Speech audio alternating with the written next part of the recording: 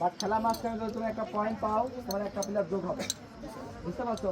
ওটা যদি একবারে শেষ হয়ে যায় সবগুলা প্লেয়ার একবারে নামাই দিবে। পয়েন্টে খেলা 15 পয়েন্টে খেলা শেষ, বুঝতে পারছো? 15 পয়েন্টে খেলা শেষ। আর বোর্ড এই বোর্ডটা কই বোর্ডটা কেউ কাউকে গলা চেপে ধরবা না, স্যার কেউ কাউকে লাথি মারবা না, স্যার বলা যাবে? যদি কেউ করে তাহলে সরাসরি আউট।